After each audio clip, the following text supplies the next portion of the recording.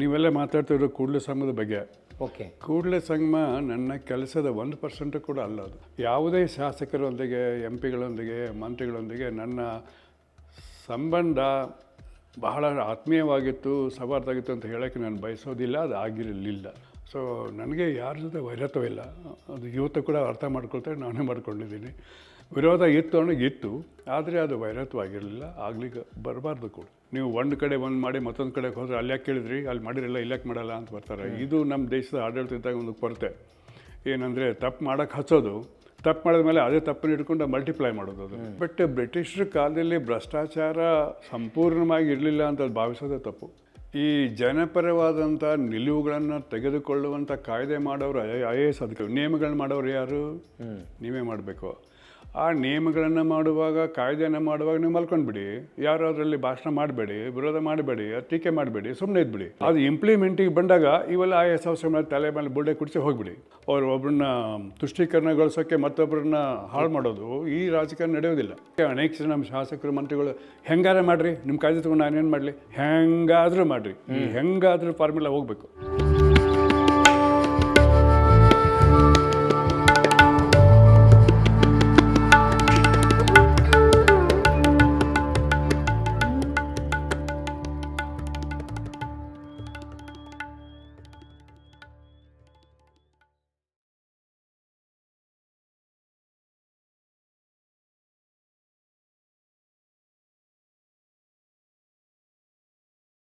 ಆತ್ಮೀಯರೇ, ಶರಣಾರ್ಥಿ. ಕರ್ನಾಟಕದ ದಕ್ಷ ಪ್ರಾಮಾಣಿಕ ಅಧಿಕಾರಿಗಳು ಎಂಬ ಖ್ಯಾತಿಯ ಜೊತೆಗೆ ಡಾಕ್ಟರ್ SM ಜಾಮದಾರ್ ಅವರು ಕಳೆದ 10 ವರ್ಷಗಳಿಂದ ಸೇವಾ ನಿವೃತ್ತಿಯ ನಂತರ ಅವರ ಬದುಕಿನ ಕ್ರಮ ವಿಭಿನ್ನವಾಗಿ ಕಾಣಿಸಲಾರಂಭಿಸಿತು. ನಾವೆಲ್ಲ ವಿದ್ಯಾರ್ಥಿಗಳಾಗಿದ್ದಾಗ, ವೃತ್ತಿ ಜೀವನದಲ್ಲಿದ್ದಾಗ ಕರ್ನಾಟಕದಲ್ಲಿ ಒಬ್ಬ ಲೆಜೆಂಡರಿ IAS ಆಫೀಸರ್ ಇದ್ದಾರೆ ಅಂತ ಕೇಳಿದ್ವಿ. ಆದರೆ ಅವರು ತಮ್ಮ ಸೇವಾ ನಿವೃತ್ತಿಯ ನಂತರ ಡಾಕ್ಟರ್ SM ಜಾಮದಾರ್ ಅವರು ಬೇರೆ ಯಾವುದಾದ್ರೂ central government, state government assignment ತೊಗೊಂಡು ಸೇವೆಯನ್ನು ಮಾಡ್ತಾರನ್ನುವಂಥ ಊಹೆ ಇದ್ದಾಗ ತುಂಬ ಅನಿರೀಕ್ಷಿತವಾಗಿ ಜಾಗತಿಕ ಲಿಂಗಾಯತ ಮಹಾಸಭಾದಂಥ ಒಂದು ಸಂಸ್ಥೆಯನ್ನು ಆರಂಭಿಸಿ ಲಿಂಗಾಯತರು ಹಿಂದೂಗಳಲ್ಲ ಎಂಬ ಕೂಗಿಗೆ ಭಾಳ ಅರ್ಥಪೂರ್ಣ ಅಕಾಡೆಮಿಕ್ ಮೆರಗನ್ನು ಕೊಟ್ಟರು. ಹೀಗೆ ಅನೇಕ ವಿಷಯಗಳನ್ನು ಇವತ್ತು ನಾವು ದಾಖಲಿಸಬೇಕಾಗಿದೆ. ಆ ದಾಖಲಿಸುವಿಕೆ ಇಂದಿನ ಅಗತ್ಯ. ಯಾಕೆಂದರೆ ಯಾರು ಏನು ಮಾತಾಡಿದರೂ ಇಂಥ ವಿಷಯಗಳಲ್ಲಿ ಅಥೆಂಟಿಸಿಟಿ ಇಲ್ಲದೆ ಮಾತಾಡ್ತಾರೆ. ಆದರೆ ಡಾಕ್ಟರ್ SM ಜಾಮದಾರ್ ಅವರು ನಮ್ಮ ಮಧ್ಯದ ಸಂಶೋಧನಾತ್ಮಕ ದಾಖಲೆಯನ್ನು ಇಟ್ಕೊಂಡಿರೋದರಿಂದ ಅವರನ್ನು ನಾನು ವಚನ ವಾಹಿನಿಯ ಪರವಾಗಿ ಹಾರ್ದಿಕವಾಗಿ ಸ್ವಾಗತಿಸ್ತೇನೆ. ಶರಣಾರ್ಥಿ ಸರ್. ತಾವು IAS ಅಧಿಕಾರಿ ಆಗೋದಕ್ಕಿಂತಲೂ ಮುಂಚೆ ನೀವೊಬ್ಬ ಸಂಶೋಧಕರು, ಇವರ ಅಕಾಡೆಮಿಷಿಯನ್. ಸೊ ಆ ದಿನಗಳು ಹೇಗಿದ್ದು ಸರ್? ಯಾವ ಕಾರಣಕ್ಕೆ ನೀವು IAS ಆದ್ರಿ, ಅಥವಾ ಅಕಾಡೆಮಿಷಿಯನ್ನಾಗಿ ಮುಂದುವರೆದಿದ್ದರೆ ಅದು ಜಗತ್ತಿಗೆ ಯಾವ ರೀತಿ ಪ್ರಯೋಜನ ಆಗ್ತಿತ್ತು ಅನ್ನುವಂಥ ಕುತೂಹಲ ಸಹಜವಾಗಿ ಇರ್ತದೆ ಸರ್. ಮುಖ್ಯವಾಗಿ ನನಗೆ IAS ಆಗಬೇಕು, IAS ಅಧಿಕಾರಿ ಆಗಿ ಈ ದೇಶಕ್ಕೆ ತಿರುಗಿ ಬರಬೇಕು ಅನ್ನುವಂಥ ಕನಸು ಎಂದೂ ನನಗೆ ಇರಲಿಲ್ಲ. ಅಕಸ್ಮಾತಾಗಿ ನಾನು IAS ಸೇರಿದವನು. ಇವತ್ತು ಕೂಡ IAS ಸೇರಿದ ಮೇಲೆ ಕೂಡ ನಾನು ಅಕಾಡೆಮಿಕ್ಸ್ನಲ್ಲಿ ಆ್ಯಕ್ಟಿವ್ ಆಗಿದ್ದೇನೆ.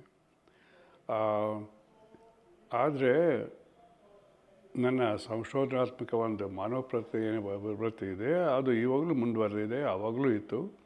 ಆವಾಗ ಏನಿತ್ತು, ಆ್ಯಕ್ಟಿವ್ ಆಗಿತ್ತು. ಇನ್ ಅದರ್ ವರ್ಡ್ಸ್, ನಾನು ಟಾಟಾ ಇನ್ಸ್ಟಿಟ್ಯೂಟ್ನಲ್ಲಿ PhD ಮಾಡುವಾಗ ನನಗೆ ಅಲ್ಲಿ ರಿಸರ್ಚ್ ಡೈರೆಕ್ಟರ್ ಅಂತ ಒಂದು ಹುದ್ದೆ ಕೊಟ್ಟರು. ನನಗೆ ಆವಾಗ 23 ವಯಸ್ಸು. ನನಗೆ ಅದು ಟಾಟಾ ಇನ್ಸ್ಟಿಟ್ಯೂಟ್ನಲ್ಲಿ ನನ್ನ ಥೀಸಿಸ್ಸಿಗೆ ಬೆಸ್ಟ್ ಸ್ಟೂಡೆಂಟ್ ಥೀಸಿಸ್ ಅವಾರ್ಡ್ ಸಿಕ್ಕಿತ್ತು. ಫಸ್ಟ್ ರ್ಯಾಂಕು ಇತ್ತು, ಗೋಲ್ಡ್ ಮೆಡಲು ಇತ್ತು. ಅದೆಲ್ಲ ಬಿಟ್ಬಿಟ್ಟು ನಾನು ಅಮೇರಿಕಕ್ಕೆ ಹೋದೆ. ಅಲ್ಲಿಂದ ಅಮೇರಿಕದಲ್ಲಿ MS PhD ಮಾಡಿ ಕೊನೆ ಹಂತದಲ್ಲಿದ್ದಾಗ ಒಂದು ಪ್ರಶ್ನೆ ಉದ್ಭವ ಆಯಿತು. ಏನು ಅಂದರೆ, ನಾನು ಅಮೇರಿಕಕ್ಕೆ ಹೋಗಿದ್ದು ಭಾರತ ಸರ್ಕಾರದ ಒಂದು ಡಾಕ್ಟರ್ ಸ್ಟಡಿ ಅಬ್ರಾಡ್ ಅನ್ನುವಂಥ ಸ್ಕೀಮ್ನಲ್ಲಿ ಹೋಗಿದ್ದು. ಅದು ಭಾಳ ದೊಡ್ಡ ಸ್ಕಾಲರ್ಶಿಪ್ಪು. ಕೇವಲ ದೇಶದಲ್ಲಿ 30 ಜನರಿಗೆ ಕೊಡ್ತಾರೆ. ನಾನು ಅದರಲ್ಲಿ 4ನೇದವನಾಗಿದ್ದೆ. 4ನೇ ರ್ಯಾಂಕ್ ಇತ್ತು. ಅದಕ್ಕೆ ಅವರು ಯಾವ ದೇಶಕ್ಕೂ ಹೋಗ್ಬೋದು, ಯಾವ ಯೂನಿವರ್ಸಿಟಿಗೆ ಹೋಗ್ಬೋದು, ಆದರೆ ವಿಷಯ ಮಾತ್ರ ಬದಲಿ ಮಾಡಿಕೊಡೋದು. ನನ್ನ ವಿಷಯ ಅಪರಾಧ ಶಾಸ್ತ್ರ ಮತ್ತು ಮಾನಸಶಾಸ್ತ್ರ. ಅದು ಭಾಳ ಕಡಿಮೆ ಪ್ರಚಾರದಲ್ಲಿದ್ದಂಥ ಸಬ್ಜೆಕ್ಟು. ಅದನ್ನು ಬೆಳೆಸಬೇಕು ಅನ್ನೋ ಉದ್ದೇಶದಿಂದ ಸರ್ಕಾರದವರು ನನಗೆ ಇದನ್ನು ಸ್ಕಾಲರ್ಶಿಪ್ ಕೊಟ್ಟಿದ್ದರು. ಅಫ್ಕೋರ್ಸ್ ರ್ಯಾಂಕ್ ಮೇಲೆ ಕೊಟ್ಟಿದ್ದು, ಜನರಲ್ ಮೆರಿಟ್ ಅದು. ಹೋದಾಗ ನಾನು ಅಲ್ಲಿ ಇದೆಲ್ಲ ಮಾಡಿದೆ. ನಿಮಗೆ ಕಾಣ್ತಿರ್ಬೇಕು ಬುಕ್ಗಳೆಲ್ಲ ಆಮೇಲೆ ಕ್ರಿಮಿನಾಲಜಿ ಮೇಲೆ ಇರೋದು. ಅದು ಮಾಡಿ ಮುಗಿಸೋ ಕಾಲಕ್ಕೆ ದೇಶಕ್ಕೆ ತಿರುಗಿ ಹೋಗಬೇಕು ಅನ್ನೋಂಥ ಕಂಡೀಷನ್ ಇತ್ತು. ಕನಿಷ್ಠ 5 ವರ್ಷ ಆದರೂ ಭಾರತಕ್ಕೆ ಬರಬೇಕು, ಇಲ್ಲಿ ಕೆಲಸ ಮಾಡಬೇಕು ಅಂತ. ಅದೇ ಕಾಲದಲ್ಲಿ ನನಗೆ ವಿದೇಶದಲ್ಲಿ 2 ಹುದ್ದೆಗಳು ಸಿಕ್ಕಿದ್ದವು. ಒಂದು ಸಂಯುಕ್ತ ರಾಷ್ಟ್ರ ಸಂಘದ ಈ ಅಪರಾಧಗಳಿಗೆ ಸಂಬಂಧಿಸಿದ ಒಂದು ರಿಸರ್ಚ್ ಮತ್ತು ಟ್ರೈನಿಂಗ್ ಸಂಸ್ಥೆ ರೋಮ್ದಲ್ಲಿದೆ. UNSDRI ಅಂತಾರೆ, United Nations social defence research institute ಅಂತ. ಅಲ್ಲಿ ನನಗೆ ರಿಸರ್ಚ್ ಎಕ್ಸ್ಪರ್ಟ್ ಅಂತ ಅಪಾಯಿಂಟ್ಮೆಂಟ್ ಆಗಿತ್ತು. ಅದಕ್ಕೆ ಅಡ್ವೈಸರ್ ಪ್ರೊಫೆಸರ್ ಆಗಿದ್ದರು. ಅದು ಭಾಳ ಸುಲಭ ಆಯಿತು ನನಗೆ. ಜೊತೆಗೆ ಅದೇ ಯೂನಿವರ್ಸಿಟಿಯಲ್ಲಿನೇ, ನಾನು ಕಲಿತ ಯೂನಿವರ್ಸಿಟಿಯಲ್ಲಿನೇ ಅಸಿಸ್ಟೆಂಟ್ ಪ್ರೊಫೆಸರ್ ಅಂತ ಕೂಡ ಅದೇ ಅಪಾಯಿಂಟ್ಮೆಂಟ್ ಆಗಿತ್ತು ಕೆಲವು ವರ್ಷ. ಅಷ್ಟಾಗದೆ ನಾನು ಈ IAS ಪಾಸ್ ಆಗಿದೆ, ಅಪಾಯಿಂಟ್ಮೆಂಟ್ ಲೆಟ್ರೂ ಬಂತು. ಈ 3ರಲ್ಲಿ ಯಾವುದನ್ನು ತೊಗೊಳ್ಬೇಕು ಅನ್ನುವಂಥ ಒಂದು ಸಂದಿಗ್ಧ ಇದ್ದಾಗ ನಾನು ಇಲ್ಲಿ ಮನಸ್ಸಿನಿಂದ ರಿಟರ್ನ್ ಟಿಕೆಟ್ ತೊಗೊಂಡು ಬಂದಿದ್ದೇನೆ.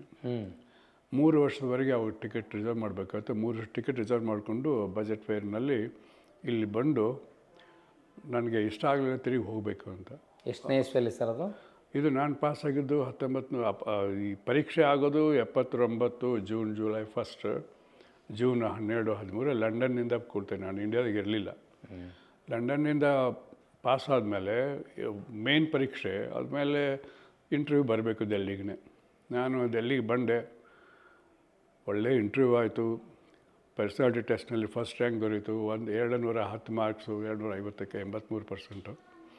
ಅದನ್ನು ಮತ್ತೆ ತಿರುಗಿ ಹೋದೆ. 2-3 ತಿಂಗಳಾದ ಅಪಾಯಿಂಟ್ ಬಂತು. ಆವಾಗ ಈ ಸಂದಿಗ್ಧ ಬಂದಾಗ ಹೋಗಬೇಕು ಹೋಗಬಾರ್ದು ಅಂತ ನನಗೆ ಅನೇಕ ಪ್ರಶ್ನೆಗಳಿದ್ದವು, ಅಂಜಿಕೆಗಳು ಇದ್ದರು. ಈ ದೇಶಕ್ಕೆ ಬರಬೇಕು ಅನ್ನುವಾಗ, ಅದು ಆಡಳಿತ ವಿಷಯಕ್ಕೆ ಬರಬೇಕು ಅನ್ನುವಾಗ ಅದೆಲ್ಲ ಬರೆದ್ಬಿಟ್ಟು ತಿರುಗಿ ಬಂದೆ. ಬಂದ ನಂತರ 3 ವರ್ಷ ನಂತರ ರಾಜೀನಾಮೆ ಕೊಟ್ಟಿದ್ದೆ. AC ಅಂತ ನಾನು 2 ವರ್ಷ ಟ್ರೈನಿಂಗ್ ಆಯಿತು. 1 ವರ್ಷ ಅದು AC ಶಿಫ್ಟ್ ಮಾಡಿದಾಗ ಅಲ್ಲಿ ಅನುಭವಗಳು ಭಾಳ ಕೆಟ್ಟದು. ನಾನು ಬೇಡವಾಡ ಇಲ್ಲಿ ಆಗಲ್ಲ ಅಂತ ತಿರುಗಿ ಹೋಗಿ ರಾಜೀನಾಮೆ ಕೊಟ್ಟಿದ್ದೆ. ಕೊಟ್ಬಿಟ್ಟು ನಾನು ಹಳ್ಳಿಗೆ ಹೋಗ್ಬಿಟ್ಟಿದ್ದೆ, ನಮ್ಮ ಊರಿಗೆ.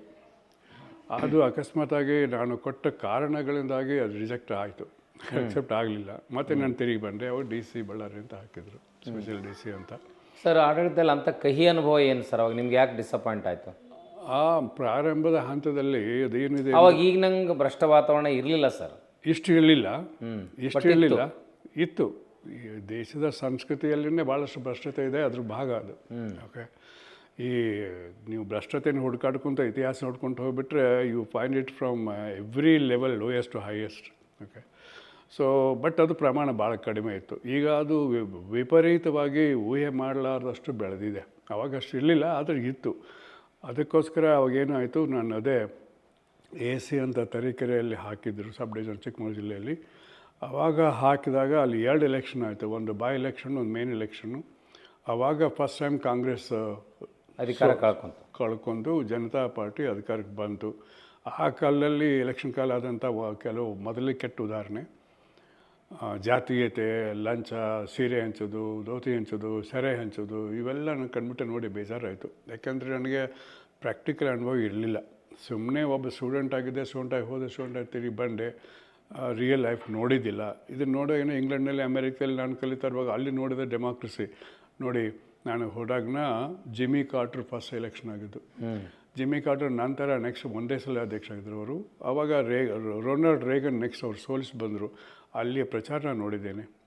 ಇಂಗ್ಲೆಂಡ್ನಲ್ಲಿ ನಾನು 2ನೇ ಸಲ ಅಲ್ಲಿ ಹೋದಾಗ ಅಲ್ಲಿ ಎಲೆಕ್ಷನ್ ಕೂಡ ನೋಡಿದ್ದೇನೆ. ಈ ರೀತಿಯ ಭಾರತದ ಟೈಪು ಅತ್ಯಂತ ಹೊಲಸು ಎಲೆಕ್ಷನನ್ನು ಎಲ್ಲಿ ನೋಡಲಿಲ್ಲ. ಅದಕ್ಕೆ ನನಗೆ ಭಾಳ ಬೇಜಾರಾಯಿತು ನಡೆದಂಥದ್ದು. ಮುಂದೆ ಅಲ್ಲಿ ಬೈ ಎಲೆಕ್ಷನ್ ಆಯಿತು, ಅದಕ್ಕೂ ರಿಟರ್ನಿಂಗ್ ಆಫೀಸರ್ ಆಗಿದೆ. ಫಸ್ಟ್ ಎಲೆಕ್ಷನಲ್ಲಿ ಕಾಂಗ್ರೆಸ್ ಬಂತು, ಸೆಕೆಂಡ್ ಎಲೆಕ್ಷನ್ ಕಾಂಗ್ರೆಸ್ಸೇ ಬಂತು, 2 ಕಡೆ. ಆವಾಗ ಒಂದು ವ್ಯಕ್ತಿ 3 ಕ್ಷೇತ್ರಗಳಿಗೆ ರಿಟರ್ನಿಂಗ್ ಆಫೀಸರ್ ಆಗ್ತಿದ್ರು. ನಾನು ಹಾಗೆ ಬಿರೂರು, ಕಡೂರು, ತರೀಕೆರೆ 3 ಕ್ಷೇತ್ರಕ್ಕೆ, ಬಿರೂರು ಬೇರೆ ಕ್ಷೇತ್ರ ಆಗಿತ್ತು, 3ಕ್ಕೂ ರಿಟರ್ನಿಂಗ್ ಆಫೀಸರ್ ಆಗಿದ್ದೆ. ಸೊ ಆ ಕಾಲ ನಡೆದಂಥ ಕೆಲವು ಆದರೆ ನಾನು ಬೇಸತ್ತು ಇದಕ್ಕೆ ಸರಿಯಾಗೋದಿಲ್ಲ ಹೋಗ್ಬಿಡ್ಬೇಕು ಅಂತ ತಿಳ್ಕೊಂಡು ನಾನು ರಾಜೀನಾಮೆ ಕೊಟ್ಟು ನಾನು ಊರಿಗೆ ಹೋಗ್ಬಿಟ್ಟೆ ಮಕ್ಕಳು ಕರ್ಕೊಂಡು. ನನಗೆ ಅಲ್ಲಿದ್ದು ನೌಕರಿ ತಿರುಗಿ ಸಿಕ್ತು ಅಮೆರಿಕದಲ್ಲಿ. ಆವಾಗ ನಮ್ಮ ತಂದೆ ನಮ್ಮ ಮನೆಯವರು ಇಷ್ಟಪಡಲಿಲ್ಲ, ಕಾಯಮ್ಯಾಗ ಹೋಗಿ ಬರೋದಿಲ್ಲ, ಏನೋ ಒಂದು 2 ವರ್ಷ ಹೋಗಿ ಬರೋದು ಅಡ್ಡಿಯಿಲ್ಲ ಅಂತ. ಕಾರಣಾಂತರದಿಂದ ಅದು ಒಪ್ಕೊಳ್ಳಿಲ್ಲ. ಹೀಗಾಗಿ ಇದು ಕೌಟುಂಬಿಕ ಕಾರಣಗಳಿಂದಾಗಿ ನಾನು ಅಲ್ಲಿ ನಿಂತಿದ್ದೆ. ಅಷ್ಟಾಗೋದ ಕರ್ನಾಟಕ ಸರ್ಕಾರದಾಗಿನ ಆರ್ ಎನ್ ನಾಯ್ಕ್ ಅಂತ ಚೀಫ್ ಸೆಕ್ರೆಟರಿ ಇದ್ದರು. ಅವ್ರು ನನ್ನ ಕರೆಸಿಬಿಟ್ಟು ನಿಮ್ಮ ಅಪ್ಲಿಕೇಶನ್ ಹಿಂತಗೊಳ್ಳಿ ಅಂತ ತಿಳ್ಕೊಂಡು ಮನವರಿಕೆ ಮಾಡಿಕೊಟ್ಟ ಮೇಲೆ ನಾನು ತಗೊಂಡೆ. ಆಮೇಲೆ ನನಗೆ ಅವರು ಸ್ಪೆಷಲ್ ಡಿ ಸಿ ಬಳ್ಳಾರಿಗೆ ಹಾಕಿದ್ರು. ಆಮೇಲೆ ನಾನು ಕೆಲವು ಕಾಲ ಡಿ ಸಿನೂ ಆಗಿದ್ದೆ. ಅಲ್ಲಿಂದ ತಿರುಗಿ ನೋಡಲಿಲ್ಲ. ಮತ್ತೊಮ್ಮೆ ಅಮೆರಿಕ ಹೋಗಿದ್ದೀನಿ ಭಾಳ ಸಲ. ಓಕೆ ಸರ್, ತಾವು ಅಧಿಕಾರ ಪ್ರಾರಂಭ ಮಾಡಿದ್ರಿ. ಎಲ್ಲ ತಮ್ಮ ಬದುಕಿನಲ್ಲಿ ಬಹಳ ದೊಡ್ಡ ಟ್ವಿಸ್ಟ್ ಸಿಕ್ಕದ್ದು ಜಯೇಶ್ ಪಟೇಲ್ರು ಮುಖ್ಯಮಂತ್ರಿಗಳಾಗಿದ್ದಾಗ. ನನಗೆ ನಂಗೆ ಅನಿಸೋದಿಲ್ಲ. ನೀವೆಲ್ಲ ಮಾತಾಡ್ತಿರೋ ಕೂಡಲ ಸಂಘದ ಬಗ್ಗೆ.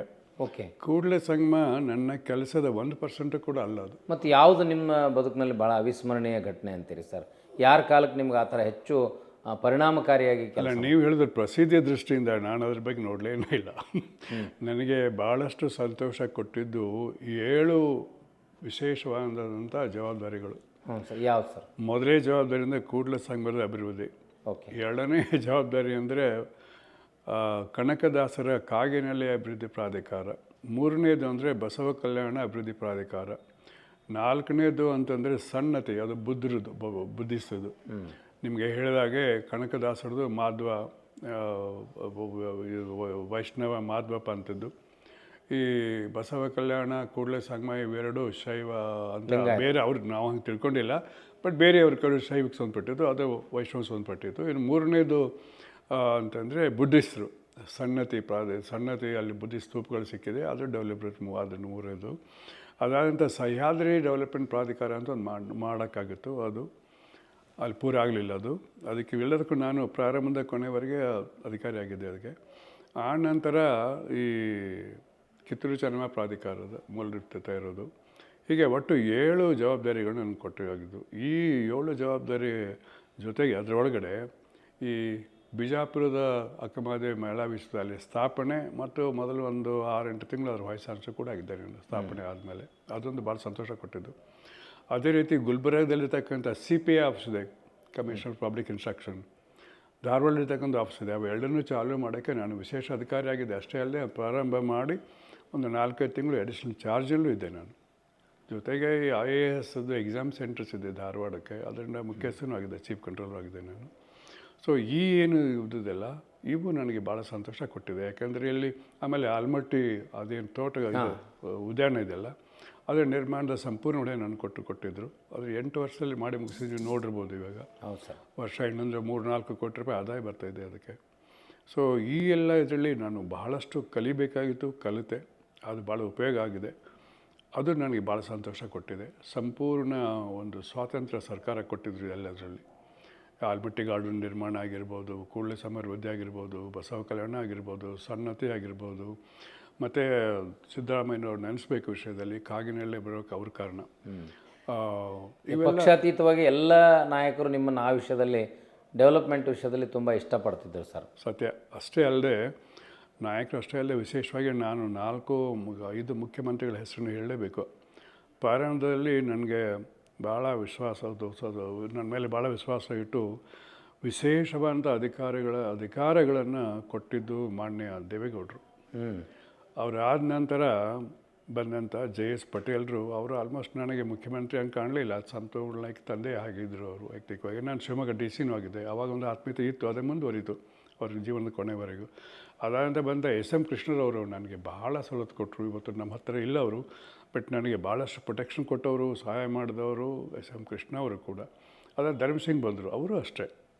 ನಾನು ಅವಾಗ ಪ್ರಧಾನ ಕಾರ್ಯದರ್ಶಿನೂ ಆಗಿದ್ದೆ, ಇವೆಲ್ಲ 7 ಪ್ರಾಧಿಕಾರದ ಮುಖ್ಯಸ್ಥನೂ ಆಗಿದೆ.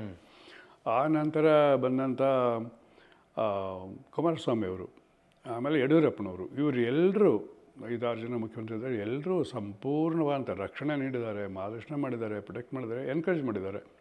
ಇಲ್ಲವರೆ ಇಂಥ ಕೆಲಸ ಆಗೋದಿಲ್ಲ. ಆಲ್ಮಟ್ಟಿಗೆ ತಾವಿದ್ದಾಗ ಅಲ್ಲಿನ ಒಬ್ಬ ಶಾಸಕರು ಆ ಕೆಲವು ರಾಜಕೀಯ ಕಾರಣಗಳಿಂದ ನಿಮ್ಮನ್ನು ಡಿಸ್ಲೈಕ್ ಮಾಡ್ತಿದ್ರು. ಅದು ಹೇಗೆ ಸರ್ಕಾರ? ಒಬ್ಬರೇ ಅಲ್ಲ. ನಾನು ಹೇಳಬೇಕಂದ್ರೆ ಆಲ್ಮಟ್ಟಿ ಅಲ್ಲ, ಆಲ್ಮಟ್ಟಿ ಯೋಜನೆಯಲ್ಲಿ ಬಾಗಲಕೋಟೆ ಕಚೇರಿಯಿಂದ ನಾನು ಸುಮಾರು 11 ವರ್ಷ 8 ತಿಂಗಳು ಅಲ್ಲಿದ್ದೇನೆ, ಸುಮಾರು 12 ವರ್ಷ. ಈ ಅವಧಿಯಲ್ಲಿ 6 ಸ್ಟ್ರೈಕ್ಗಳದು. ಈ 6 ಸ್ಟ್ರೈಕ್ನಲ್ಲಿ ನನ್ನ ಟ್ರಾನ್ಸ್ಫರ್ ಮೊದಲೇ ಐಟಮ್. 6 ಸ್ಟ್ರೈಕ್ನಲ್ಲಿ ಅವ್ರು ಫೇಲ್ ಆದರು, ಗೌರ್ಮೆಂಟ್ನ ಟ್ರಾನ್ಸ್ಫರ್ ಮಾಡಲಿಲ್ಲ, ಹೆಚ್ಚಿಗೆ ಅಧಿಕಾರ ಕೊಟ್ಟರು. ಹೀಗಾಗಿದ್ದು ಇದರಲ್ಲಿ ಯಾವುದೇ ಶಾಸಕರೊಂದಿಗೆ, ಎಂ ಪಿಗಳೊಂದಿಗೆ, ಮಂತ್ರಿಗಳೊಂದಿಗೆ ನನ್ನ ಸಂಬಂಧ ಬಹಳ ಆತ್ಮೀಯವಾಗಿತ್ತು, ಸವಾರ್ದಾಗಿತ್ತು ಅಂತ ಹೇಳೋಕ್ಕೆ ನಾನು ಬಯಸೋದಿಲ್ಲ. ಅದು ಆಗಿರಲಿಲ್ಲ. ಯಾಕಂದರೆ ನೀವೆಲ್ಲ ಅವರ ಚಟುವಟಿಕೆ ಕಾರಣ ಇರ್ತದೆ, ಅವ್ರು ತಪ್ಪಲ್ಲ. ಅದು ಈ ದೇಶದ ಒಂದು ಸಂಸ್ಕೃತಿನೋ ಸಂದರ್ಭನೋ ಅಥವಾ ಪರಿಸ್ಥಿತಿನೋ ನನಗೆ ಗೊತ್ತಿಲ್ಲ. ಎಮ್ ಎಲ್ ಎ ಆದವರು, ಎಂ ಪಿಗಳಾದವರು, ಮಂತ್ರಿಗಳಾದವರು ತಮ್ಮ ತಮ್ಮ ಕ್ಷೇತ್ರಗಳನ್ನು ಕಾಪಾಡಿಕೊಳ್ಬೇಕಾಗತ್ತೆ. ಆವಾಗ 108 ಪ್ರಕಾರ ಜನ 108 ವಿಷಯಗಳನ್ನ ತೊಗೊಂಡು ದಿನಾಲು ಅವ್ರ ಹತ್ರ ಬರ್ತಿದ್ದಾರೆ. ಅವನ್ನ ಅವ್ರು ಪೂರೈಸಬೇಕು. ಇಲ್ಲಾಂದರೆ ಮುಂದಿನ ಸಲ ಎಲೆಕ್ಷನ್ ಕಷ್ಟ ಆಗುತ್ತೆ. ಅದನ್ನು ಅವರು ಅಧಿಕಾರಿ ಮೇಲೆ ತೋರಿಸ್ಕೊಳ್ತಾರೆ. ಅದಕ್ಕೆ ನಾವು ಇದನ್ನು ಅರ್ಥ ಮಾಡ್ಕೊಳ್ಬೇಕು. ಅದು ಒಂದೇ ಜಿಲ್ಲೆಗೆ, ಒಂದೇ ಕ್ಷೇತ್ರಕ್ಕೆ ಸೀಮಿತವಾದಂಥ ಯೋಜನೆ ಅಲ್ಲ. 5 ಜಿಲ್ಲೆಗಳು ಬರ್ತವೆ ಅದರಲ್ಲಿ. ಸರ್, ಸುದೈಕ್ ಮುಖ್ಯಮಂತ್ರಿಗಳು ಅದನ್ನು ಗ್ರಹಿಸಿದ್ರಲ್ಲ ಸರ್? ಎಷ್ಟೇ ನಿಮ್ಮ ವಿರುದ್ಧ ಧಾರಾಳವಾಗಿ ನಾನು ಅದೇ ಹೇಳಿದ್ದೀನಿ, ರಕ್ಷಣೆ ಕೊಟ್ಟಿದ್ರು ಅಂತಂದರೆ ಇದೆ. ಅವರು ನಾನು ರಿಪೋರ್ಟ್ ಮಾಡೋದು ಮುಖ್ಯಮಂತ್ರಿಗಳಿಗೆ ಮಾಡ್ತಿದ್ದೆ, ನೇರವಾಗಿ ಯಾವ ಮಂತ್ರಿಗಳು ಮಾಡ್ತಿದ್ರು. ನನ್ನ ಇಲಾಖೆ ಇರೋದು ರೆವೆನ್ಯೂ. ಅದರಲ್ಲಿ ಇರಿಗೇಷನ್ ಮಂತ್ರಿ ಬರ್ತಿದ್ರು, ರೆವೆನ್ಯೂ ಮಂತ್ರಿಗಳು ಬರ್ತಿದ್ರು, ಕಲ್ಚರ್ ಎಲ್ಲ 3 ಜನ ಮಂತ್ರಿಗಳು ಬರ್ತಿದ್ರು. ಆದರೆ ನಾನು ಯಾರಿಗೂ ರಿಪೋರ್ಟ್ ಮಾಡ್ತಿರಲಿಲ್ಲ. ಇದು ನಿಮ್ಗೆ ಹೇಳಬೇಕು ವಿಶೇಷವಾಗಿ. ನೇರವಾಗಿ ಮುಖ್ಯಮಂತ್ರಿಗಳು ಅವರೇ ಅಧ್ಯಕ್ಷ ಕೂಡ ಆಗಿದ್ದರು. ಎಲ್ಲ ಪ್ರಾಧಿಕಾರಗಳಿಗೆ ಅಧ್ಯಕ್ಷ ಅವರೇ. ಬಿಲ್ ಮಾಡಿದ್ದೆ ನಾನು. ಓಕೆ, ಅದರಲ್ಲಿ ಕೂಡಲ ಸಂಗಮ ಪ್ರಾಧಿಕಾರದ್ದು ಮೊದಲು ಆಗಿತ್ತು. ಅದು ಅದನ್ನು ಮಾಡಲ್ ಇಟ್ಕೊಂಡು ಎಲ್ಲರಿಗೂ ಅಪ್ಲೈ ಮಾಡಿ ಮುಖ್ಯಮಂತ್ರಿ ಅಧ್ಯಕ್ಷ ಆಗಿದ್ದರಿಂದ ಅವರು ಭಾಳ ಸಲ ಕೊಟ್ಟರು. ಈ ಎಲ್ಲ ಕಾರ್ಯದಲ್ಲಿ ಸ್ಟ್ರೈಕ್ ಆದಾಗ ಮಾಡೋದು. ಅದಕ್ಕೋಸ್ಕರ ನಾನು ಯಾವುದೇ ಒಬ್ಬರನ್ನ ಹೆಸರು ಹೇಳಿದ್ರೇನು, ಹೆಸರು ಹೇಳೋಗತ್ತೆ ಇಲ್ಲ. ಒಂದು 15-20 ಜನ ಶಾಸಕರಿದ್ದರು. ಅವರೆಲ್ಲರೂ ನಾನು ವೈರಿ ಅಂತ ನಾನು ತಿಳ್ಕೊಳ್ಳಿಲ್ಲ, ನಾನು ವಿರೋಧ ಅಂತ ತಿಳ್ಕೊಳ್ಳಿಲ್ಲ. ನನ್ನ ಕರ್ತವ್ಯ ನಾನು ಮಾಡಿದೆ. ಅವ್ರಿಗೆ ಹೇಳ್ತಿದ್ದೆ ನಾನು ಯಾಕೆ ಮಾಡೋಕ್ಕಾಗಲ್ಲ ಅಂತ. ಅವ್ರು ಯಾರು ನನ್ನ ತಪ್ಪಾಗಿ ತಿಳ್ಕೊಳ್ಳಿಲ್ಲ. ಅದು ನನ್ನ ಸಂತೋಷ. ಅವ್ರು ಹೇಳ್ತಿದ್ರು, ನಾನು ಮಾಡ್ತಿರ್ಲಿಲ್ಲ. ಆದರೆ ಅವರು ನಾನು ತಪ್ಪಾಗಿ ತಿಳ್ಕೊಳ್ಳಿಲ್ಲ. ಅವ್ರಿಗೆ ಅರ್ಥ. ನಾನು ಹೇಳ್ತಿದ್ದೆ ಅವ್ರಿಗೆ ಯಾಕೆ ಮಾಡೋಕ್ಕಾಗಲ್ಲ ಅಂತ. ಇಲ್ಲರಿ, ನಮ್ಗೆ ಹೇಳ್ತಾರೆ, ನೀವು ಹೇಳ್ಕೊಂಡು ಕೊಟ್ರಿ, ನನ್ನ ಮೇಲೆ ತಪ್ಪು ಹಾಕ್ಕೊಳ್ಳಿ, ನೀವು ಬೈರಿ, ಬಟ್ ನಾನು ಅದ್ರ ಬಗ್ಗೆ ಮಾಡೋಕ್ಕಾಗಲ್ಲ ಅಂತ ಹೇಳ್ತಿದ್ದೆ. ಯಾರು ನನ್ನನ್ನು ತಪ್ಪಾಗಿ ತಿಳ್ಕೊಳ್ಳಿಲ್ಲ. ಇವತ್ತು ಕೂಡ ನಾನು ರಿಟೈರ್ ಆಗಿ 12 ವರ್ಷ ಆಯಿತು. ಎದುರಿಗೆ ಸಿಕ್ಕ ಎಲ್ಲರೂ ಗೌರವದಿಂದ ಕಾಣ್ತಾರೆ, ಮಾತಾಡಿಸ್ತಾರೆ. ಅದೇ ಸಂಬಂಧ ಇದೆ. ಅಷ್ಟೇ ಅಲ್ಲದೆ ಈ ಸ್ಟ್ರೈಕ್ ಮಾಡಿಸೋಕ್ಕೆ ಕಾರಣದಂಥ 2 ಶಾಸಕರು ನಾನು ಇಲ್ಲಿಂದ ಟ್ರಾನ್ಸ್ಫರ್ ಆಗಿ ಇಲ್ಲಿ ಪ್ರಮೋಷನ್ ಆಗಿ ಬಂದಾಗ ತಮ್ಮ ಮನೆ ಕರ್ಕೊಂಡೋಗಿ ಊಟ ಮಾಡಿಸಿ ಸ್ಯಾಲ್ವರ್ಸ್ ಕಳಿಸಿದ್ದಾರೆ. JT ಪಾಟೀಲ್ ಹೆಸರು ಹೇಳ್ತೀನಿ, ಈಗೂ ಶಾಸಕರಾಗಿದ್ದಾರೆ ಅವರು. ಇದು ಬೀಳ್ಗಿ ಶಾಸಕ. ಹೌದು, ಬೆಳಿಗ್ಗೆ. ಆಮೇಲೆ ಇವರು ನಮ್ಮ ಪೂಜಾರಿ ಅವರು ಭಾಳ ಆತ್ಮೀಯರಾಗಿದ್ದಾರೆ. ಈಗ ಅವರು MLC ಆಗಿದ್ದಾರೆ, ಮೊದಲು MLA ಆಗಿದ್ದರು ಅವರು, ಬಾಗಲಕೋಟೆ ಮೇಲೆ. ಹೌದು.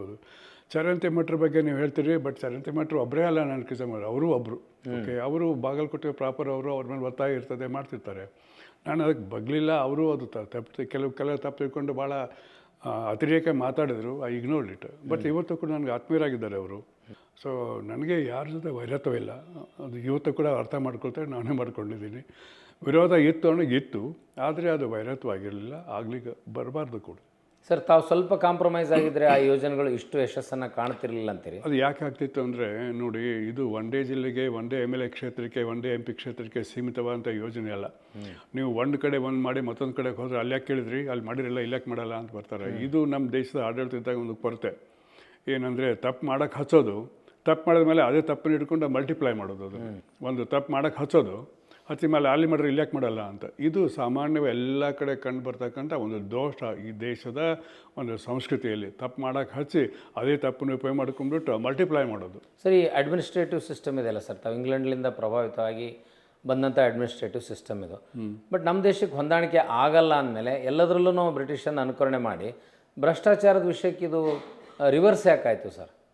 ನೀವು ಹೇಳೋದು ನನ್ನ ಬಗ್ಗೆ ಮಾತಾಡ್ತೀರಿ? ಇಲ್ಲ, ದೇಶದ ವ್ಯವಸ್ಥೆ ಬಗ್ಗೆ, ಆಡಳಿತ ವ್ಯವಸ್ಥೆ ಬಗ್ಗೆ ಹೇಳ್ತಾ ಇದ್ದೀನಿ ಸರ್. ಬಟ್ ಬ್ರಿಟಿಷರ ಕಾಲದಲ್ಲಿ ಭ್ರಷ್ಟಾಚಾರ ಸಂಪೂರ್ಣವಾಗಿ ಇರಲಿಲ್ಲ ಅಂತ ಭಾವಿಸೋದೇ ತಪ್ಪು. ಹ್ಞೂ ಸರ್. ನೀವು ಶಬ್ದ ಕೇಳಿದ್ರಿ ಮಾಮೂಲು ಅಂತ. ಮಾಮೂಲು ಅಂದರೆ ಸಾಮಾನ್ಯವಾಗಿ ಬಕ್ಷಿಸು ಅಂತ. ಬಕ್ಷಿಸು ಮಾಮೂಲು ಅನ್ನೋದು ನಮ್ಮ ತಲೆಮಾರಿನಿಂದ ಸಂಚೋದು ಶತಮಾನಗಳನ್ನು ನಡೆದು ಬಂದಂಥ ಒಂದು ವ್ಯವಸ್ಥೆ. ಇವಾಗ ನಾವು ಯಾವನ ಪಿಯೂನೋ ಕ್ಲರ್ಕೋ ಕೇಳಿದರೆ ಯಾರೋ 100-200 ರೂಪಾಯಿ ಕೊಡ್ತಾರೆ ಟಿಪ್ಸ್ಗಳು. ಅಲ್ಲಿ ಟಿಪ್ಸ್ ಅಂದರೆ ಈ ಶಾಣ್ಭೋಗ್ರು ಇರ್ತಿದ್ರು. ರೈತರು ಶಾಣ್ಭೋಗ್ರ ಹತ್ರ ಹೋಗ್ಬೇಕಾದ್ರೆ ಎಣ್ಣೆ, ಬೆಣ್ಣೆ, ತುಪ್ಪ, ಇಂಡಿಯಾದಲ್ಲೇ ಆಯಿತು. ಯುರೋಪ್ನಲ್ಲಿ ಆ ಥರ ಎಲ್ಲಿತ್ತು ಸರ್? ನೋಡಿ, ಹೀಗಿದೆ. ಯುರೋಪಿನಲ್ಲಿ ಹೈಯೆಸ್ಟ್ ಮಟ್ಟದಲ್ಲಿ ಕರಪ್ಷನ್ ಇದೆ. ಎಲ್ಲೆಲ್ಲಿ ಪ್ರಜಾಪ್ರಭುತ್ವ ಇದೆ, ಎಲ್ಲೆಲ್ಲಿ ಎಲೆಕ್ಟ್ರಲ್ ಪಾಲಿಟಿಕ್ಸ್ ಇದೆ, ಅಲ್ಲೆಲ್ಲ ಅಲ್ಲಿ ಕರಪ್ಷನ್ ಇದ್ದೇ ಇರ್ತದೆ.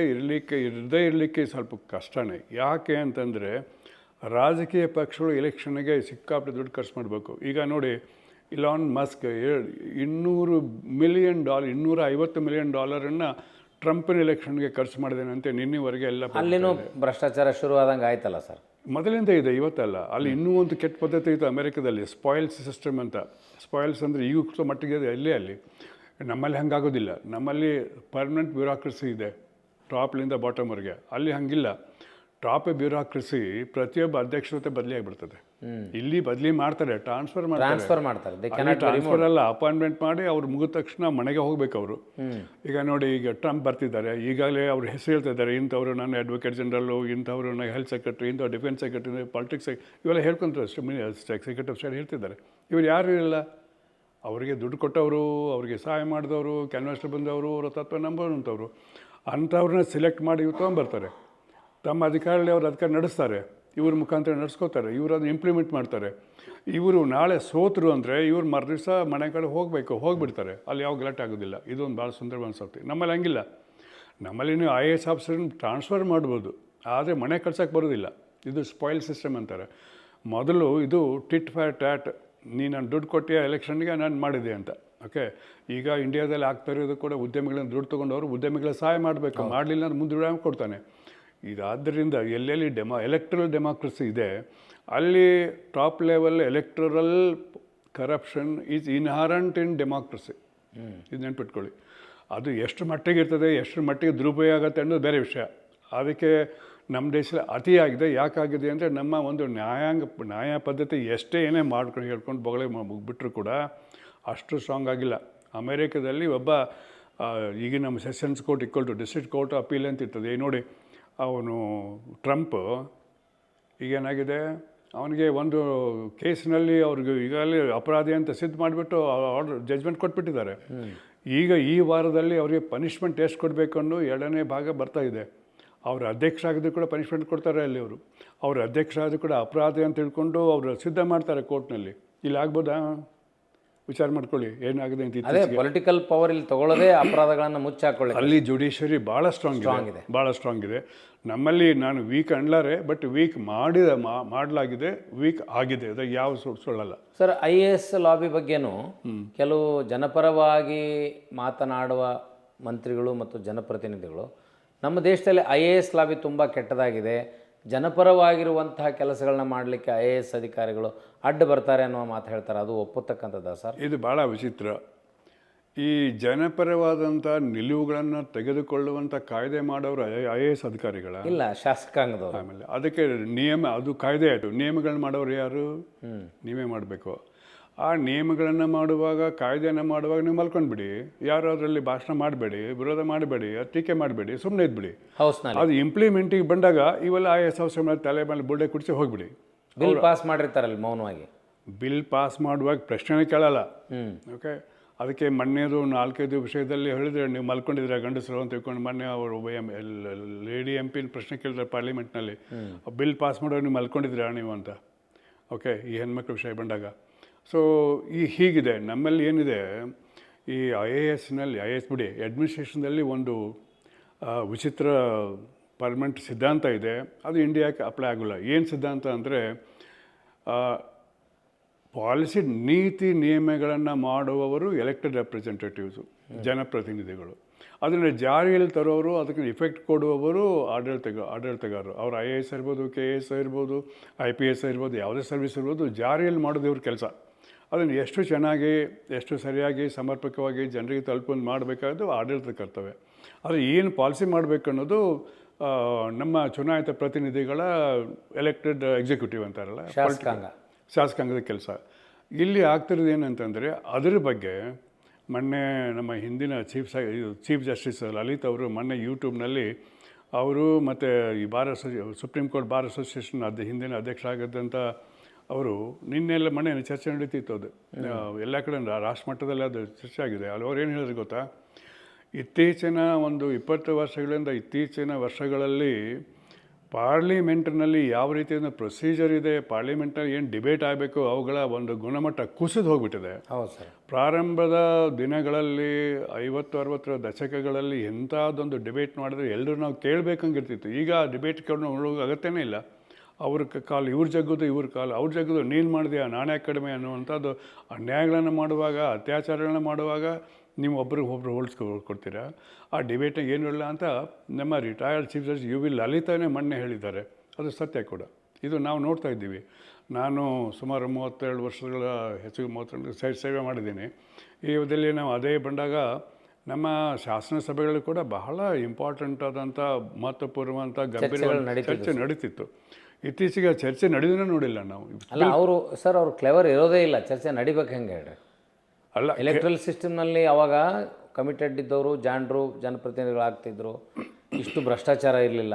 ಈಗ ದುಡ್ಡಿದ್ದವರು ಬಂಡವಾಳಶಾಹಿಗಳು ರಿಯಲ್ ಎಸ್ಟೇಟ್ನವರು ಚುನಾವಣೆಗೆ ಬಂದು ಅವರು ಪಾರ್ಲಿಮೆಂಟ್ನಲ್ಲಾಗಲಿ ವಿಧಾನಸಭೆಯಲ್ಲಿ ಚರ್ಚೆ ಮಾಡುವಂಥ ಪ್ರಮೇಯ ಬರೋದೇ ಇಲ್ಲ ಸರ್. ಆ ಕಾರಣದಿಂದ IAS ಅಧಿಕಾರಿಗಳು ತಮ್ಮ ಪ್ರತಿಭೆಯಿಂದ ಬಂದಿರ್ತಾರೆ. ಆದ್ದರಿಂದ ಅವ್ರು ಕೆಟ್ಟವರು.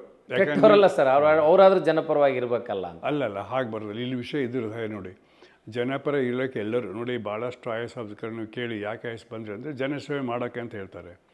ಜನಸೇವೆ ಮಾಡೋಕ್ಕೆ ಬಂದಾಗ ಇಲ್ಲಿ ಏನು ಬರ್ತದೆ ಅಂದರೆ, ನೀವು ಮಾಡಿದಂಥ ಕಾನೂನುಗಳು, ಕಾಯ್ದೆಗಳು, ನೀತಿ ನಿಯಮಗಳು ಜನಪರ ಆಗಿರಬೇಕು. ತೋರಿಕೆಗೆ ಜನಪರ ಇದ್ದರೂ ಕೂಡ ಒಳಗಡೆ ಕೆಲವೊಂದು ಲೂಪ್ ಹೋಲ್ಸ್ ಇರ್ತದೆ, ಜನ ವಿರುದ್ಧ ಆಗುವಂಥ ಒಂದು ಪ್ರೇಮ ಇರ್ತದೆ. ಒಂದನೇದು. ಎರಡನೇದು, ಜನಪರ ಆಗಿದ್ದಂಥ ಕಾರ್ಯಕ್ರಮಗಳನ್ನು ಜಾರಿ ಮಾಡುವಾಗಲೂ ಕೂಡ ಚುನಾಯಿತ ಪ್ರತಿನಿಧಿಗಳು ಎಷ್ಟರ ಮಟ್ಟಿಗೆ ಅಲ್ಲಿ ಇಂಟರ್ಫಿಯರ್ ಮಾಡ್ತಾರೆ ಅಂದರೆ, ಪ್ರತಿಯೊಬ್ಬ IAS ಆಫೀಸರ್ ಏನಾದರೂ ತಮ್ಮ ಅನುಭವಗಳನ್ನ ಇವತ್ತು ಹಾಕಿದರೆ ಇಲ್ಲಿ ಈ ದೇಶದಲ್ಲಿ ಕ್ರಾಂತಿ ಆಗುತ್ತೆ ಸರ್. ಭ್ರಷ್ಟಾಚಾರದ ವಿಷಯದಲ್ಲಿ ಭ್ರಷ್ಟಾಚಾರ ಅಷ್ಟೇ ಅಲ್ಲ, ರಾಜಕೀಯ ಒಂದು ನೆಪೋಟಿಸಮ್, ಈ ಅಧಿಕಾರ ದುರುಪಯೋಗ, ಸ್ವಾರ್ಥ ಸಾಧನೆ, ಪಕ್ಷದ ಪಕ್ಷಪಾತ ಮಾಡುವುದು, ಸಂಬಂಧಿಕರನ್ನ ಬೆಳೆಸೋದು, ವಿರೋಧಿಗಳನ್ನ ಮುಲಿಗುಂಪು ಮಾಡೋದು, ಅವ್ರ ಮೇಲೆ ಕ್ರಿಮಿನಲ್ ಕೇಸ್ ಹಾಕ್ಸೋದು, ಅರೆಸ್ಟ್ ಮಾಡೋದು, ಇವೆಲ್ಲ ದಿನನಿತ್ಯ ನಡೀತಕ್ಕಂಥ ಕಲ್ಕೊಂಡು ನೋಡಿ ನಾನು ಯಾವ ರಿಟೈರ್ ಆಗ್ತೀನಪ್ಪ ಅನ್ನುವಂಥ ಇತ್ತು. ರಿಟೈರ್ ಆದಮೇಲೆ ನಾನು ಯಾವುದೇ ಸರ್ಕಾರದ ಜವಾಬ್ದಾರಿ ತೊಗೊಳಕ್ಕೆ ಒಪ್ಪಿಲ್ಲ, ಹೋಗೋದಿಲ್ಲ, ಕೇಳೋದಿಲ್ಲ, ಅವ್ರು ಕೊಟ್ಟರು ತೊಗೊಳ್ಳಲ್ಲ. ಇದಕ್ಕೋಸ್ಕರನೇ ನನಗೆ ನೋಡೋಕೆ ಇಷ್ಟ ಆಗಲ್ಲ. ಇದನ್ನು ಈ ರೀತಿ ಇದೆ. ಯಾರೋ ಹೇಳ್ತಾರೆ ನೋಡಿ, ಒಬ್ಬ ಹೆಸರು ಹೇಳೋದಿಲ್ಲ, ಒಬ್ಬ ಶಾಸಕ ಅಲ್ಲಿ ನಮ್ಮ ರಿಹ್ಯಾಬಿಲಿಟೇಷನ್ ಸೆಂಟ್ರದಲ್ಲಿ ಸೈಟ್ಗಳನ್ನ ಹಂಚಬೇಕಾಗಿತ್ತು. ಇದು ಮನೆ ನಿಮಿಷ ಹಂಚಬೇಕಾಗಿತ್ತು, ಇನ್ನೂ ಹಂಚಿಲ್ಲ, ರೆಡಿಯಾಗಿತ್ತು, ಹಂಚು ಕಾಲ ಬಂದಿತ್ತು. ಇವರು ಹೋಗ್ಬಿಟ್ಟು ಏನು ನೀತಿಲ್ಲ, ನೇಮಿಲ್ಲ, ರೂಲ್ಸ್ ಎಲ್ಲ ಹೋಗ್ಬಿಟ್ಟು ತಮ್ಮ ಮನುಷ್ಯವಾಗಿ ಇದನ್ನು ಕೊಡಿ, ಅದನ್ನು ಕೊಡಿ ಹಂಚಿ ಬಂದುಬಿಟ್ರು.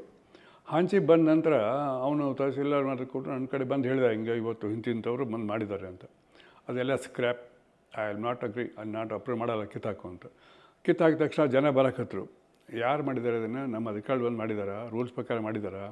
ನಾನು ಕಾಂಗ್ರೆಸ್ ಪಕ್ಷದ ಮೆಂಬರು, ನಾನು ತಾಲೂಕಾಧ್ಯಕ್ಷರು, ನಾನು ಜಿಲ್ಲಾಧ್ಯಕ್ಷರು ಕೊಟ್ಬಿಡಿ, ದೊಡ್ಡ ಸೈಟ್ ಕೊಡಿ, ಹಂಗೆ ಮಾಡೋಕ್ಕೆ ಬರೋದಿಲ್ಲ ಅದು. ಯಾಕಂದರೆ ಈಗ ಗೌರ್ಮೆಂಟ್ ಮಾಡಿದ್ರೆ ನಿಯಮಗಳಿದೆ ಅಪ್ರೂವ್ ಮಾಡಬೇಕಂದಾಗ ಆ ಮನುಷ್ಯನ ಫೋನ್ ಮಾಡಿ ಹೇಳ್ತಾನೆ, ನೋಡಿರಿ ನಾನು ಮಂತ್ರಿ, ಹೌದ್ರಿ ನಾನು ಇಲ್ಲಿ ಅಧಿಕಾರಿ, ನಾನು ಮಾಡೋಕ್ಕಾಗೋದಿಲ್ಲ. ನೀವು ಮಾಡಿದ್ರ ವಿರುದ್ಧ ಹೈಕೋರ್ಟ್ಗೆ ಹೋಗ್ಬೇಕಾದ್ರೆ ಎಲ್ಲಿ ಹೈಕೋರ್ಟಿಗೆ ಹೋಗಬೇಕು. ನಾನೇನಾದರೂ ಮಾಡಿದ್ರೆ ಸರ್ಕಾರಕ್ಕೆ ಹೋಗ್ತಾರೆ, ನಾನು ಕೆಳಗಿನ ಅಧಿಕಾರಿ ಮಾಡಿದ್ರೆ ಮೇಲಿನ ಅಧಿಕಾರಿಗೆ ಅಪೀಲ್ ಹೋಗ್ತಾರೆ. ನಿಮ್ಮ ಕೈಲಿ ಯಾವ ಅಪೀಲ್ ಇದೆ ಇಲ್ಲಿ? ಟ್ರೀಟ್ಮೆಂಟ್ ಹೋಗ್ತಾರೆ, ಮಾಡೋಕ್ಕೆ ಬರೋದಿಲ್ಲ, ಮಂತ್ರಿಗಳು ಹೆಂಗೆ ಮಾಡೋಕ್ಕೆ ಬರೋದಿಲ್ಲ, ದಯವಿಟ್ಟು ಅಂತ ಮಾಡೋಕ್ಕೆ ನಾನು ಅಪ್ರೂವ್ ಮಾಡೋದಿಲ್ಲ, ನೀವು ಬೇಕಾದ್ರೆ ಮಾಡ್ಕೊಳ್ಳಿ ಅಂತ ಹೇಳ್ಬಿಟ್ಟೆ, ಮುಗಿದೋಯ್ತು. ಆಮೇಲೆ ಆ ವಿಷಯ ಬೇರೆ ಏನೇನಾಯಿತು ಅಂತ ವೈಯಕ್ತಿಕ ಯಾರು ಹೆಸರು ಹೇಳಿ ಬಯಸೋದಿಲ್ಲ, ಬಟ್ ಅದಂತ ಘಟನೆ ಹೇಳ್ತೀನಿ. ಹೀಗಿರ್ತದೆ ಎಲ್ಲ. ಅದು ನೆಪೋಟಿಸಮ್ ಅನ್ನೋದು ಸ್ವಾರ್ಥ ಸಾಧನೆ ಇರೋದು. ಸರ್ಕಾರಿ ಜಮೀನುಗಳು ಕೊಡಬೇಕು. ಎಷ್ಟು ಶಾಸಕರ ಹೆಸರು ನಾನು ಹೇಳಿ ಇವತ್ತು, ಎಷ್ಟು MLAಗಳು MLCಗಳ ಹೆಸರನ್ನು ಹೇಳಿ ಅವರು. ನಾನು ಸುಮಾರು ನನ್ನ ಸಾರ್ವಜನಿಕ ಜೀವನದ ಅಥವಾ IASನಲ್ಲಿ ಜೀವನದಲ್ಲಿ 100 ಹುದ್ದೆಗೆ ನಾನು ಹೇಳ್ತೇನೆ, ಹೆಸರು ಹೇಳ್ತೇನೆ. ಯಾವನಾದರೂ ನಾವು ಕ್ವಶನ್ ಮಾಡಿದ್ರೆ ಆ ಪೇಪರ್ ರಿಲೀಸ್ ಮಾಡಿಸ್ತೀನಿ ನಾನು ಇವಾಗ. ಅಷ್ಟು ಬೋಲ್ತಾ ಬರ್ತೇನೆ. ನಾನು ಇಲ್ಲಾಗಿಲ್ಲ ರೀ ಸರ್. ತಾವು ರಾಜಕೀಯ ಭ್ರಷ್ಟಾಚಾರದ ಬಗ್ಗೆ ಎಷ್ಟು ಕಠಿಣ ನಿಲುವು ತೊಗೊಂಡ್ರಿ. ಅಧಿಕಾರ ವರ್ಗದಲ್ಲಿ ಭ್ರಷ್ಟಾಚಾರ ಇದೆ ಈಗಂತೂ ಮಿತಿ ಮೀರಿದೆ ಸರ್. IAS KSನಲ್ಲಿ ದೊಡ್ಡ ಭ್ರಷ್ಟಾಚಾರ ಇದೆ. ಅವ್ರು ಮಾತಾಡೋಕ್ಕಾಗಲಿ ಕೇಳೋಕ್ಕಾಗಲಿ ಇಲ್ಲ ಅನ್ನೋ ಕಾರಣಕ್ಕೆ ನೀವು ಅದನ್ನು ಹೇಳೋಕೆ ಇಷ್ಟಪಡಲ್ಲೋ? ರಾಜಕಾರಣಿಗಳ ಭ್ರಷ್ಟಾಚಾರ ಅಷ್ಟೇ ಯಾಕೆ ಕಾಣ್ತದೆ? ಇಲ್ವಲ್ಲ, ನಾನು ಹೇಳಿಲ್ಲ ಹಾಗೆ. ಈಗ ಏನಾಗಿದೆ ಅಂದರೆ, ಇತ್ತೀಚಿನ ವರ್ಷಗಳಲ್ಲಿ ಕನಿಷ್ಠ ಒಂದು 10 ವರ್ಷದ ಅವಧಿಯಲ್ಲಿ ಏನಾಗಿದೆ ಅಂದರೆ, ಭ್ರಷ್ಟ ಅಧಿಕಾರನ ಹುಡುಕಾಡ್ಕೊಂಡು ಬಿಟ್ಟು ಇವನು ಹಾಕಿದರೆ ನನ್ನ ಮಾತು ಕೇಳ್ತಾನೆ, ಅವನು ದುಡ್ಡು ತಿಂತಾನೆ, ನಮ್ಮ ತಿನ್ನಕ್ಕೆ ಕೊಡ್ತಾನೆ ಅಂತ ತಿಳ್ಕೊಂಡು ಕರಪ್ಟ್ ಅಧಿಕಾರಿಗಳನ್ನು ನೀಟಾಗಿ 108 ಎನ್ಕ್ವೈರಿ ಮಾಡಿ ಆಯ್ಕೆ ಮಾಡ್ಕೊಂಡು ತಮ್ಮ ಡಿಪಾರ್ಟ್ಮೆಂಟ್ ಹಾಕಿಸ್ಕೊಳ್ಳುವಂಥ ಪ್ರವೃತ್ತಿ ಕಳೆದ 8-10 ವರ್ಷ ಅತಿಯಾಗಿದೆ. ನಾನು 4 ಜಿಲ್ಲೆಯಲ್ಲಿ DC ಆಗಿದ್ದೆ. ಓಕೆ, ಒಂದೊಂದು ಡಿವಿಷನ್ಗೊಂದು, ಬಳ್ಳಾರಿ, ಶಿವಮೊಗ್ಗ, ಮಂಡ್ಯ, ಕಾರವಾರ ಕಡೆ ಓಕೆ, ಕಾರವಾರ ಬೆಳಗಾವಿ ಡಿವಿಷನ್ನ, ಶಿವಮೊಗ್ಗ ಬೆಂಗಳೂರು ಡಿವಿಷನ್ನ, ಮಂಡ್ಯ ಮೈಸೂರು ಡಿವಿಷನ್ನ, ಆಮೇಲೆ ಇಲ್ಲಿ ಬಳ್ಳಾರಿ ಗುಲ್ಬರ್ಗ ಡಿವಿಷನಲ್ಲಿ. ಇಲ್ಲಿ ಆದಾಗ ಆವಾಗ ಈ ಶಾಸಕರು ಬಂದರೆ ನಾವು ಅವ್ರಿಗೆ ಗೌರವ ತೋರಿಸಿದ್ವಿ. ಬಟ್ ಎದ್ದು ನಿಂತು ಅವ್ರು ನಮಸ್ಕಾರ ಮಾಡೋದು, ಎದ್ದು ನಿಂತು ಕಾಲಿಗೆ ಬಿಡೋದು ಇಂಥ ನಾವು ಮಾಡಲಿಲ್ಲ.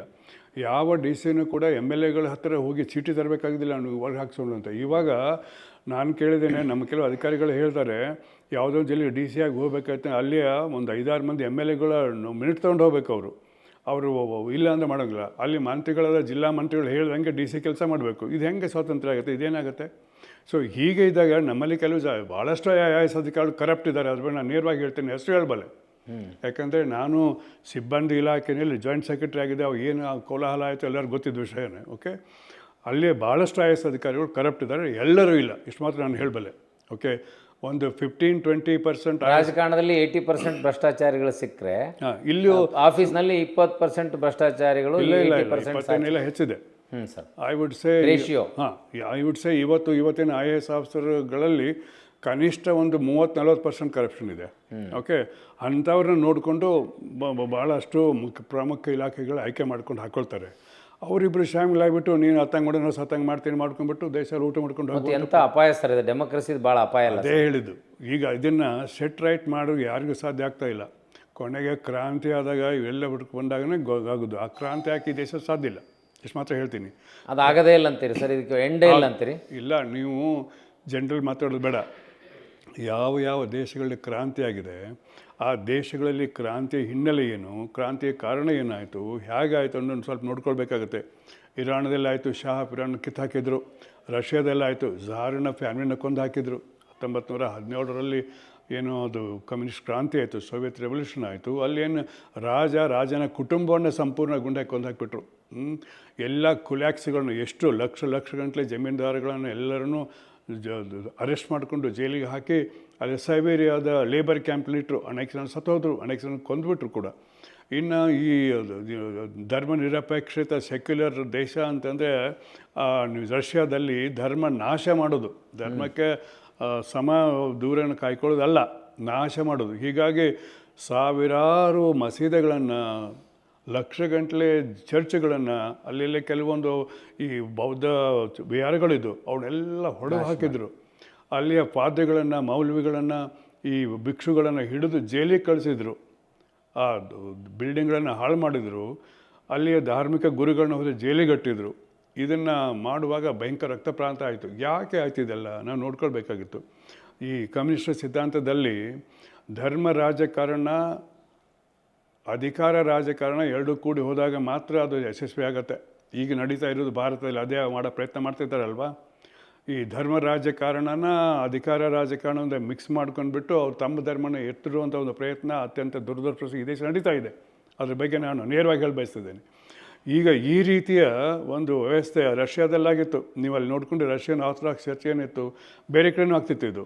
ಓಕೆ, ಇನ್ನೂ ಇದೆ ಅದು ಕೆಲವು ಮಟ್ಟದಲ್ಲಿ. ಆದರೆ ಇನ್ನು ನಮ್ಮ ದೇಶದಷ್ಟು ಇಲ್ಲ ಅದು. ಓಕೆ, ಇಲ್ಲಿ ಒಂದು ಪಕ್ಷ ಬಂದು ಒಂದು ಕೋಮನ್ನು ಅಥವಾ ಒಂದು ಗುಂಪುಗಳನ್ನು ಮಾಡಿದರೆ ಮತ್ತೊಂದು ಗುಂಪು ಅಪೋಸಿಟ್ ಮಾಡುತ್ತೆ. ಇವಾಗ ನೀವು ಹೇಳ್ಬೋದು, ಇವಾಗ BJP ಸಣ್ಣ ಅವಧಿಯಲ್ಲಿ ಇಷ್ಟು ದೊಡ್ಡ ಬೆಳಿಬೇಕಾದ ಕಾರಣ ಕಾಂಗ್ರೆಸ್ಸೇ ಕಾರಣ ಅಂತ ಹೇಳ್ತೀನಿ ನಾನು. ಯಾಕಂತಂದರೆ ಇವರು ಒಂದು ಬೆಳ್ಳಿಯ ಪಾತ್ರೆಯಲ್ಲಿ ಹಾಕಿ ಕೊಟ್ಟರು ನೀವು ಬಣ್ಣ ಮಾಡಿ ಅಂತ ತುಷ್ಟೀಕರಣ ಮಾಡಿ. ತುಷ್ಟೀಕರಣ, ಒಬ್ಬರನ್ನ ತುಷ್ಟೀಕರಣಗೊಳಿಸೋಕ್ಕೆ ಮತ್ತೊಬ್ಬರನ್ನ ಹಾಳು ಮಾಡೋದು ಈ ರಾಜಕಾರಣ ನಡೆಯೋದಿಲ್ಲ. ವೆಲ್ಫೇರ್ ಎಕನಾಮಿಕ್ಸ್ ಅಂದರೆ ಏನು? ವೆಲ್ಫೇರ್ ಅಂದರೆ ಮತ್ತೊಬ್ಬನಿಗೆ ಹಾನಿ ಆಗಲಾರದೆ ಒಬ್ಬರಿಗೆ ಸಹಾಯ ಮಾಡಿದರೆ ಅದು ವೆಲ್ಫೇರ್. ಒಬ್ಬನ ದುಡ್ಡು ಕಿತ್ಕೊಂಡು ಮತ್ತೊಬ್ಬನಿಗೆ ಕೊಟ್ಟರೆ ವೆಲ್ಫೇರ್ ಅಲ್ಲ ಅದು. Okay, that is what welfare economics ಮೂಲ ತತ್ವ ಎಕನಾಮಿಕ್ಸ್ನಲ್ಲಿ. ಈ ಅಮರ್ತ್ಯ ಸೇನ್ ಅವರೇ ವೆಲ್ಫೇರ್ ಎಕನಾಮಿಕ್ಸಿನ ಲೀಡರ್ ಅವರು ಅನೇಕ ಬುಕ್ಗಳು ಹೇಳಿದೆ. ಕೆಲವು ಬುಕ್ಸ್ ಇಲ್ಲಿದೆ ನೋಡ್ಬೋದು ನೀವು ಅದರಲ್ಲಿ. ಸೊ ವೆಲ್ಫೇರ್ ಎಕನಾಮಿಕ್ಸನ್ನು ಇಲ್ಲಿ ಏನು ಮಾಡಿದೆ ಅಂದರೆ, ನಮ್ಮ ಇಂಗ್ಲೀಷ್ ಒಂದು ಗಾದೆ ಮಾತು ನಿಮ್ಗೆ ಗೊತ್ತಿದೆ, to pay Paul rob Peter ಅಂತ. ಒಬ್ಬನ್ನ ಇವೆಲ್ಲ ಕಳು ಮಾಡ್ಕೊಳ್ಳಿ ಡಕಾಯ್ಟ್ ಹಂಗೆ ಮಾಡ್ತಾರೆ. ಸ್ಟೋರಿ. ಈ ಚಂಬಳ ವ್ಯಾಲಿಯಲ್ಲಿ ಡಕಾಯ್ಟ್ ಭಾಳ ಫೇಮಸ್, ಭಾಳ ಪಾಪ್ಯುಲರ್ ಇರ್ತಾರೆ ಅವ್ರಿಗೆ ಏರಿಯಾದಲ್ಲಿ.